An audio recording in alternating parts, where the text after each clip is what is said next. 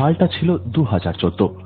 হিমালয়ের কোলে প্রতিবেশী দেশটিকে গ্রাস করেছিল প্রবল তুষার ধসের কবলে পড়েই প্রাণ হারান দমদমের ইস্ট মল রোড অঞ্চলের তথ্য প্রযুক্তি কর্মী অরূপ রায়চৌধুরী।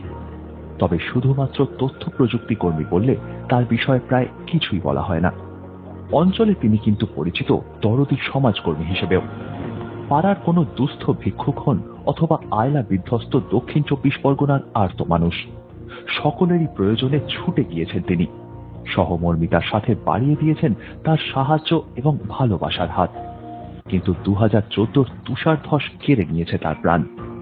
অরূপ আর সাড়া দিতে পারেন না কোনো আর্তের ডাকে, আর তিনি ছুটে যেতে পারেন না কোনো ঝঞ্ঝা বা বন্যা বিধ্বস্ত মানুষের পাশে দাঁড়াতে। কিন্তু সত্যি কি তাই?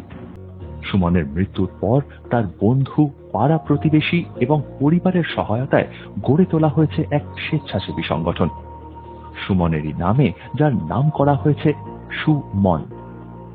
এই সুমন কিন্তু অনুসরণ করে চলেছে সুমনেরই পদাঙ্ক। এই সংগঠন সারা বছর ধরেই সাহায্য করে চলেছে আর্তের নিরন্তরভাবে।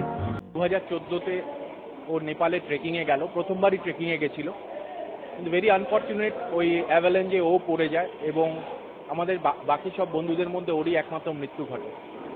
ওর মৃত্যুতে আমরা একটা জিনিস বুঝতে পারি যে জীবনটা কিছুই না। আমরা হয়তো প্রত্যেকেই সমাজে আমরা নিজেদের জীবনে এস্টাবলিশ, চাকরি করি, সব কিছু করি, কিন্তু কে যে আজকে আছে কে নেই সেটা আমরা ওই দিন রিয়েলাইজ করলাম যে কোনো জীবনের দাম নেই। কারণ ও তো অসুস্থ ছিল না, সম্পূর্ণ সুস্থ মানুষ, এস্টাবলিশ মানুষ, সেখান থেকে হঠাৎ করে চলে গেল।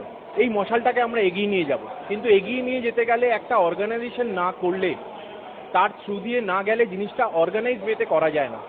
তখন আমরা ঠিক করলাম যে ওর নাম আর সুমন মানে ভালো মন, এইটা মিলিয়ে সুমন নামে এনজিওটা আমরা তৈরি করলাম।